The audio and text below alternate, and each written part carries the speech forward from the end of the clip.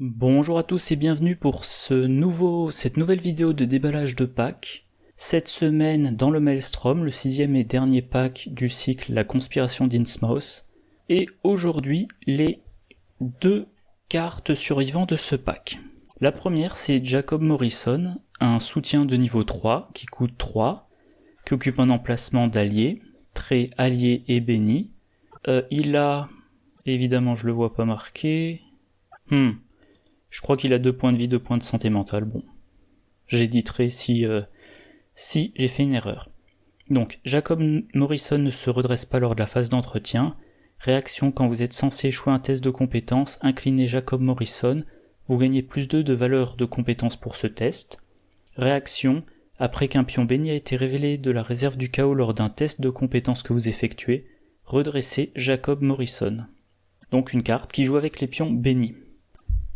C'est un allié, bien évidemment il est en concurrence avec tous les autres alliés survivants, notamment par exemple Peter Sylvestre ou Yaotel.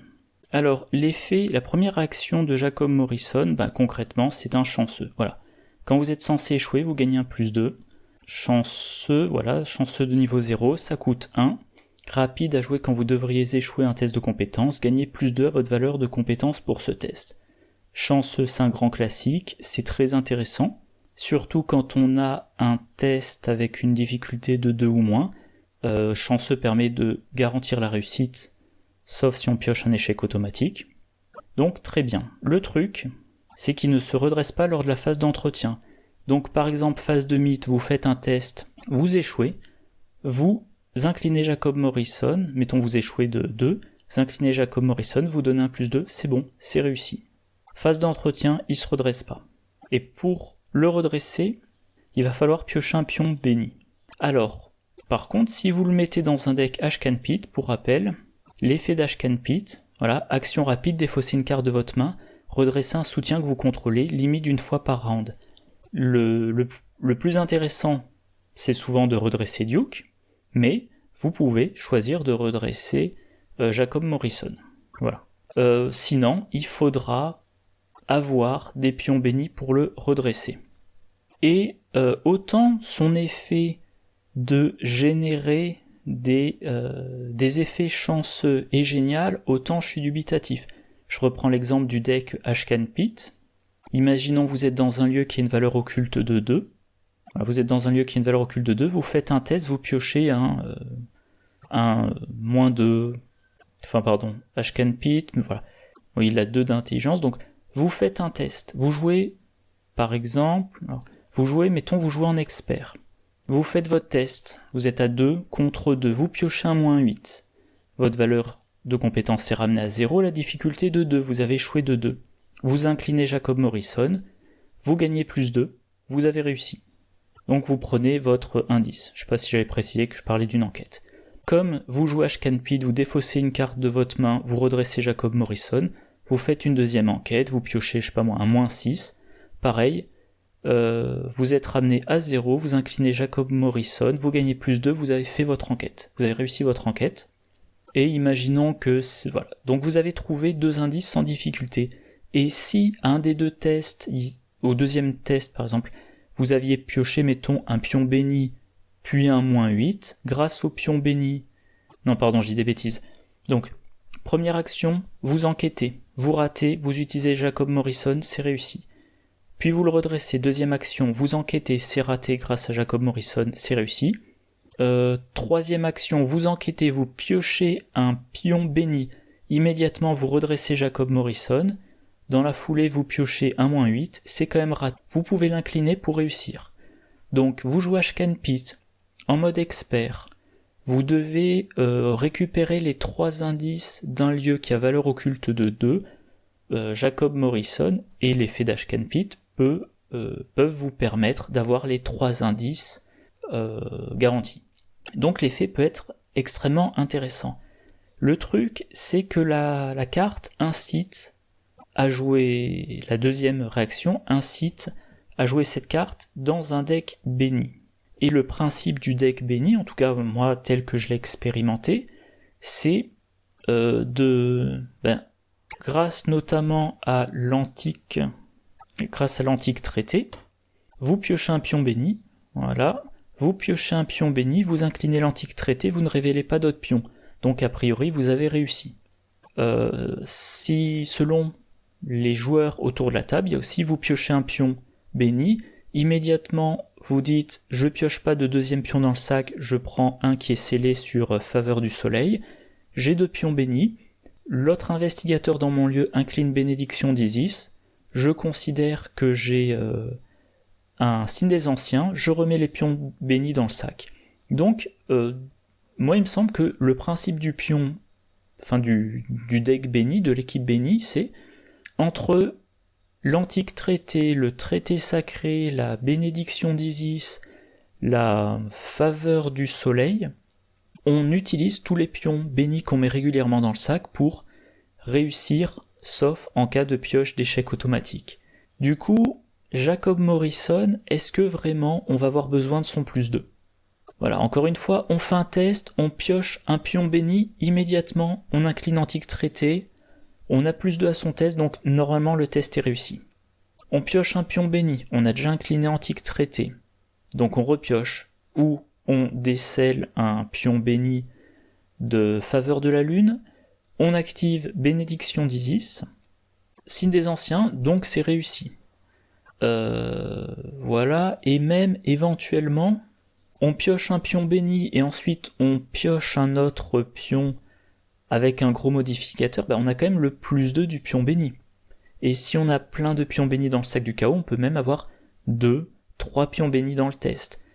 Je reviens sur, comme j'ai la carte sous les yeux, je reviens sur Ashken Pit.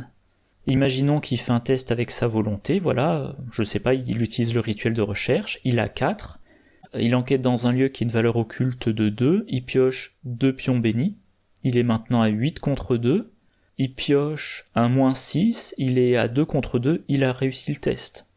Du coup, est-ce que vraiment Jacob Morrison sera très intéressant si on a plein de pions bénis ? À la limite, le seul truc où la seule carte avec laquelle ça me semble intéressant, c'est partir perdant. Donc le soutien de niveau 0, qui coûte 3 XP si on joue les tabous. Réaction, quand vous initiez un test de compétence, inclinez partir perdant, augmentez de 2 la difficulté de ce test, gagnez 2 ressources ou piochez une carte. Donc vous initiez un test, vous utilisez vous augmentez de 2 la difficulté avec partir perdant pour les cartes ou pour les ressources, et si vous ratez de 1 ou de 2, donc si l'utilisation de partir perdant vous fait rater, Jacob Morrison vous permet de quand même réussir. Et ensuite, à un moment donné, vous révélerez un pion béni et il sera redressé. Et donc l'idée sera de pouvoir bénéficier de partir perdant tout en réussissant le test. Vu que la plupart du temps, partir perdant on l'utilise sur un test, on se dit ce test-là, a priori, je vais le rater. Ça me gêne pas de le rater largement, donc j'augmente sa difficulté, je le rate et j'ai quand même les bénéfices de partir perdant. Là avec Jacob Morrison, on peut espérer se dire chaque round j'utilise partir perdant vu que j'ai Jacob Morrison pour contrer en quelque sorte l'augmentation de difficulté. Voilà pour Jacob Morrison. Deuxième carte, Hôtel des Moires. C'est un événement de niveau 3 qui coûte 1. Attachez cette carte à votre lieu, utilisation 3 offrandes. Le lieu attaché gagne action rapide, piochez la carte du dessus du deck rencontre, inclinez l'Hôtel des Moires et dépensez une offrande, renvoyez dans votre main jusqu'à 2 cartes de votre pile de défausse, dont la somme des niveaux est inférieure ou égale à 5. Alors, première chose, on remarque ça c'est une carte donc qui va vous permettre de récupérer en main des cartes de votre défausse, donc qui va vous permettre de faire de la récursion, et dans la dernière liste des tabous de juin dernier, plusieurs cartes qui auraient été extrêmement fortes si elles avaient été, cyclées, si elles avaient été jouées, récupérées, ont eu le rajout de, après utilisation, cette carte est retirée de la partie. Donc c'est un petit peu paradoxal qu'en même temps FFG disent, tenez une carte pour faire de la récursion, pour récupérer des cartes très fortes en main, et que sur la liste des tabous, ça soit, non, cette carte-là qui est trop forte, on ne la joue qu'une fois par partie. Bref, donc, on récupère jusqu'à 2 cartes de la pile de défausse dont la somme des niveaux est inférieure ou égale à 5. Quand on regarde les cartes survivantes, qui sont de niveau 4 ou plus, Parce que bon, je me dis 2 cartes, niveau 5, ça va être par exemple une carte de niveau 2 et une carte de niveau 3. Donc regardons les cartes niveau supérieur à 3. On a déjà vu, c'est impermanent, c'est pas concerné. On a facilité d'apprentissage, c'est impermanent, pas concerné. Se surpasser, ok, ça c'est un soutien qu'on va mettre en jeu, qui a peu de chances d'aller dans la défausse. On a la tronçonneuse, alors là par contre, éventuellement, elle va passer à la défausse, et ça pourrait être intéressant de la récupérer en main. Mais bon, le point à voir, c'est que ça ne représente que 4 cartes, et si on fait l'inverse, donc les cartes qui sont de niveau 0 à 3, ça mouline un petit peu, voilà, 144 cartes différentes, donc on va dire l'intégralité des cartes survivantes. Donc déjà, ça va vous permettre, alors encore une fois, vous pouvez bien évidemment pas récupérer, je sais pas moi, 2 copies de chanceux niveau 3, parce que, total de 6, mais vous pourriez récupérer un chanceux de niveau 3 et, si je trouve un bon exemple, regardez ce que j'ai trouvé de niveau 2. Donc ça a quand même beaucoup de cibles, 3 offrandes, donc 3 utilisations, le lieu attaché gagne, donc c'est utilisable par n'importe quel investigateur, il faut incliner, donc ça va être utilisable une seule fois par round, piocher la carte du dessus deck rencontre, donc c'est un coût additionnel, et dépenser une offrande. Pour le moment, il n'y a rien qui recharge les offrandes et je pense que chez FFG ils feront attention à ce qu'il n'y ait jamais rien. Alors, piocher la carte du dessus deck de rencontre, évidemment c'est pas une bonne chose, mais les survivants, hop, voilà, c'est ça. Voilà, les survivants, ils ont notamment éprouvé sa détermination, là la version de niveau 0, un événement qui coûte 1, rapide à jouer quand un investigateur dans votre lieu pioche une carte traîtrise non faiblesse, effectue un test de volonté 3, en cas de réussite, annulez l'effet révélation de cette traîtrise.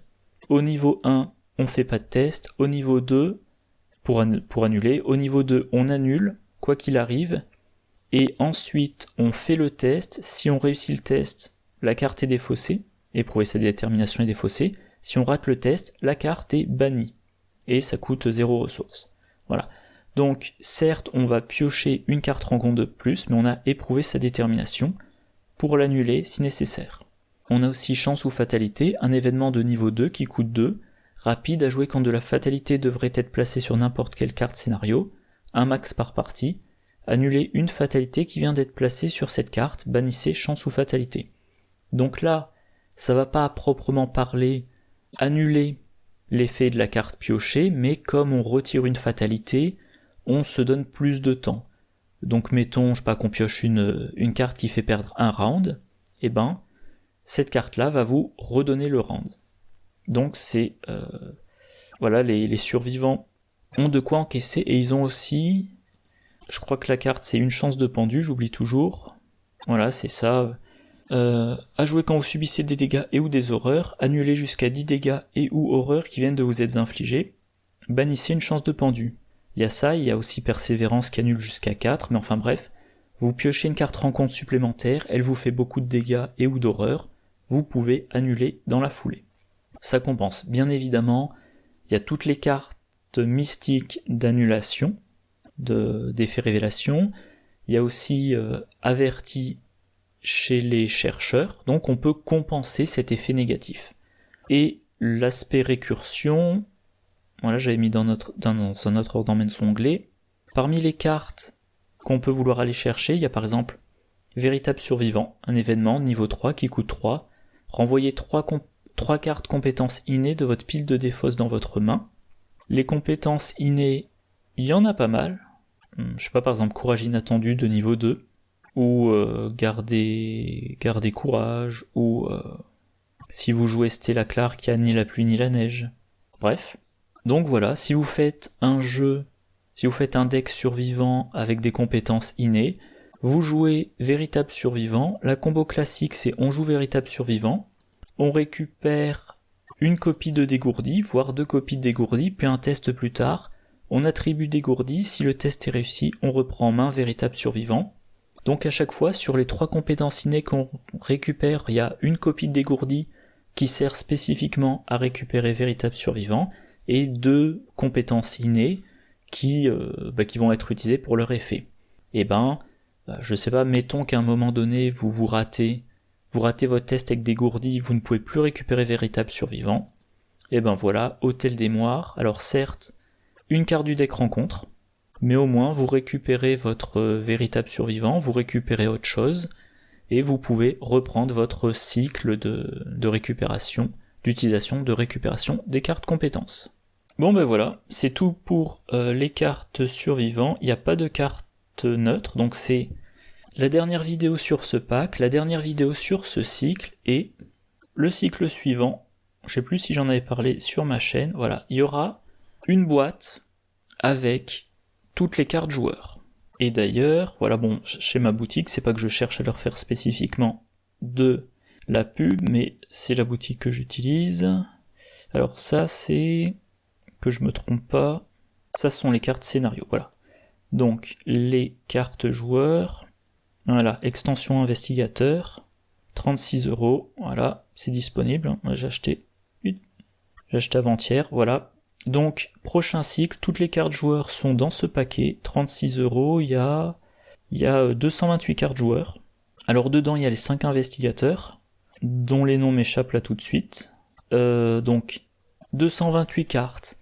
A priori, les investigateurs plus leur carte signature. Pour Lily Chen, ou Cheng, j'oublie toujours, Lily Chen, il y en a plus, mais mettons 18 pour arrondir.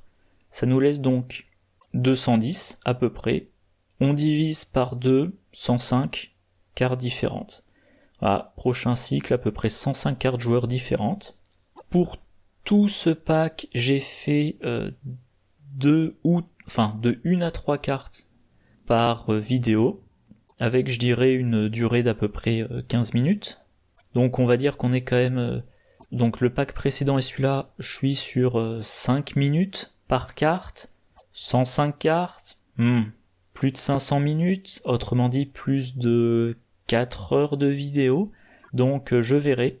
J'ai pas encore décidé, de toute façon le pack il est prévu pour début septembre, donc dans un mois, mais a priori ce que je pense que je ferai pour le prochain cycle, eh ben je ferai une vidéo par investigateur spécifiquement, donc ça fera 5 vidéos.